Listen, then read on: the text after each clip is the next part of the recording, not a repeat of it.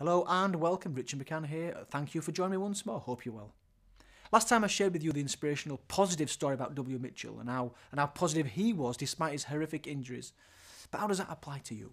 What does it mean in your life? Yes, you, because it's all about you. This stuff is only relevant if it means something to you and it will help you on your journey, both today and in the future. Well, let me tell you, most people are not positive. Most people look for the fault in others. Most people want an easy life. Most people aren't willing to put themselves out there to go the extra mile. If you get up each day telling yourself that today is going to be a terrible day, guess what? You'll find things that will prove you to be right. You see, we have a filter system that only sees what you believe.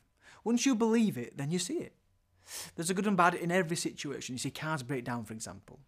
That's very negative, of course it is. But for the AA, no, it's not. They make profit from people breaking down in cars. It all depends on how you look at a situation. I remember some time ago I was speaking at a college in York, and a few days after I'd spoken, I was contacted by a teaching assistant who was in the presentation. And he was in a new relationship, and he wrote to me after the weekend had passed, and he was telling me how he broke down in his car, funnily enough, and he was with his new girlfriend at the time. And I smiled as I read his email, because what he said in the email was that he wasn't quite sure where the relationship was going, and he hadn't found the time or the courage to sit down with his girlfriend to discuss their future together. She'd actually hinted that she might go work in Australia, and he didn't know where he stood.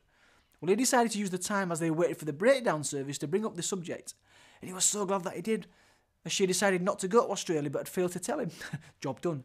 You see, when you next find yourself faced with what at first glance may feel like a negative situation, spend some time to think how you might look at that situation differently.